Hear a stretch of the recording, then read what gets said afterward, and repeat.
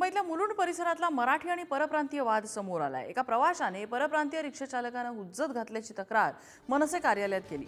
रिक्षा चालकानं राज ठाकरेंबाबत आक्षेपार्ह वक्तव्य केल्याचं सुद्धा प्रवासी म्हणाला आणि त्यानंतर मनसे कार्यकर्त्यांनी मनसे स्टाईलने या रिक्षा चालकाला धडा शिकवत त्याला माफी मागायला प्रवृत्त केलंय।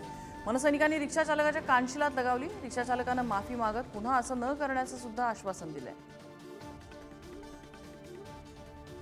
व्हिडिओ पाहिला असेल त्या व्हिडिओमध्ये हा जो उत्तर भारतीय काय नाव तुझं जमुना प्रसाद याने काय केलंय, याच्या गाडीमध्ये एक आमचा मराठी पॅसेंजर बसला होता आणि त्याला बोलतो, मराठीमध्ये बोलत नव्हता आणि त्याने याला जाब विचारलं तर हा बोलतो राज ठाकरे मेरा क्या उखाडेगा। याला आता आम्ही मनसे प्रसाद तर दिलेलाच आहे। हा आता तू इथे सर्वांसमोर माफी माग। मैं सर्व सावरना माफी मागतो, माझी चुकी आहे, मी तुझ्या पाया पडतो, मला माफ करा। बोल, राज साहेब ठाकरे मला माफ करा। राज ठाकरे साहेब मला माफ करा। अमित साहेब ठाकरे मला माफ करा।